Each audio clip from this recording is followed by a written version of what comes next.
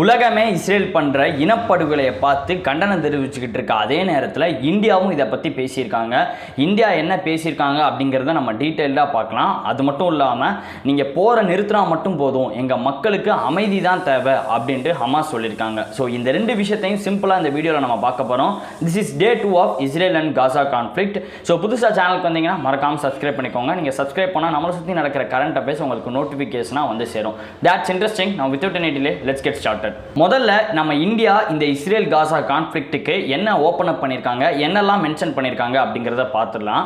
இந்தியாவோட external ministry அஃபேர்ஸோட spokesperson Randhir Jaiswal weekly press கான்ஃபரன்ஸில் என்ன சொல்லியிருக்காருன்னா, இந்த ஒரு பர்டிகுலர் விஷயத்துக்கு நாங்கள் ரொம்ப முக்கியத்துவம் கொடுக்குறோம் அண்ட் நாங்கள் இன்டர்நேஷனல் ஹியூமனிடேரியன் லாவை ரெஸ்பெக்ட் பண்ணுறோம்.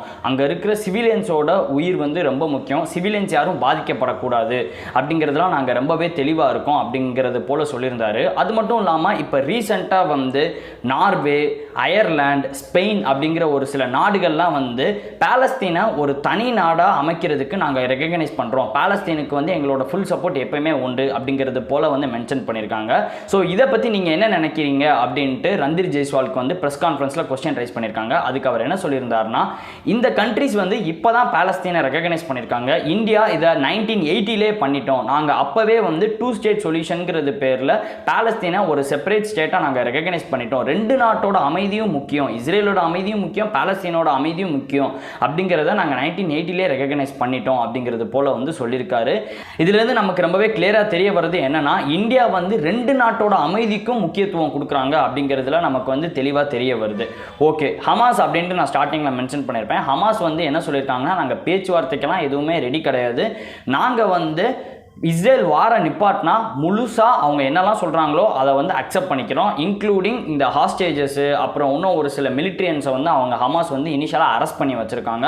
ஸோ அவங்கள ரிலீஸ் பண்ணுறதை முதற்கொண்டு நாங்கள் எல்லாத்தையுமே அக்செப்ட் பண்ணிக்கிறோம் அப்படிங்கிறது போல் சொல்லியிருக்காங்க. இனிஷியலாக ஹமாஸ் இதே போல் ஒரு ஆஃபரை ப்ரீவியஸ் ஒரு 2-3 மந்த்ஸ்க்கு முன்னாடி ஆஃபர் பண்ணியிருந்தாங்க. பட் அதை இஸ்ரேல் ரிஜெக்ட் பண்ணிட்டாங்க.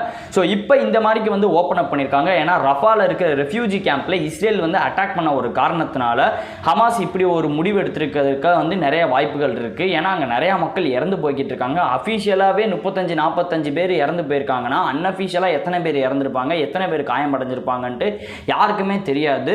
ஸோ இப்படி ஹமாஸ் இந்த ஸ்டேட்மெண்ட்டை டைரக்டாக இஸ்ரேல்கிட்ட தான் போய் சொன்னாங்களான்னு கேட்டால் கண்டிப்பாக கிடையாது. மீடியேட்டர்ஸாக ஒரு சில கண்ட்ரிஸ் இருக்காங்க, ஈஜிப்ட் அண்ட் கத்தார்கிட்ட சொல்லி. ஸோ அவங்க இதை இஸ்ரேல்கிட்ட கன்வே பண்ணுறதுக்கான சான்சஸ் இருக்குது அப்படிங்கிறது நமக்கு தெரிய வருது. ஸோ பார்க்கலாம், இந்த போர் இதோட முடியுமான்னு கேட்டால் நிச்சயமாக கிடையாது. இது இந்த வருஷ கடைசி வரை போகும். எங்களுக்கு ஹமாஸை கம்ப்ளீட்டாக அட்டாக் பண்ணணும், அதில் நாங்கள் ரொம்பவே தெளிவாக இருக்கிறோம் அப்படிங்கிறதுல பெஞ்சமின் நேட்டன்யாஹூ ரொம்பவே தெளிவாக இருக்காப்புல. அண்ட் இந்த போர் முடிவடைகிறதுக்கு ஒரு ரொம்ப முக்கியமான ஒரு வாய்ப்பு என்னன்னு பார்த்தோம்னா, பெஞ்சமின் நேட்டன்யாஹூவோட ஆக்ஷன்ஸ் அங்கே இருக்கிற அப்போசிஷன் பார்ட்டிக்கு பிடிக்கல. ஏன்னா இவர் ஹமாஸ் அட்டாக் பண்ணணுங்கிற ஒரே ஒரு குறிக்கோளில் முக்கியமாக இருக்காரே தவிர, அங்கே இருக்கிற இஸ்ரேலியன் பீப்புளை காப்பாற்றுறதுக்கு அவர் எந்த ஒரு ஆக்ஷனுமே எடுக்கலைன்ட்டு அங்கே இருக்கிற அப்போசிஷன் ரொம்ப கோவப்படுறாங்க. அதாவது ஹமாஸ் அக்டோபர் 7 அங்கே இருக்கிற ஒரு சில மக்களை பணைய கைதிகளாக பிடிச்சிட்டு அங்கே கொண்டு போயிட்டாங்க. அவங்கள காப்பாற்றுறதுக்கு இப்போ வரைக்கும் எந்த ஸ்டெப்புமே எடுக்கலை அப்படிங்கிறதுல ஆப்போசிஷனாக இருக்கட்டும், அங்கே இருக்கிற பொதுமக்களாக இருக்கட்டும், அவங்க எல்லாருமே ரொம்ப பெஞ்சமின் நேட்டன்யாஹூவை கண்டம் பண்ணுறாங்க.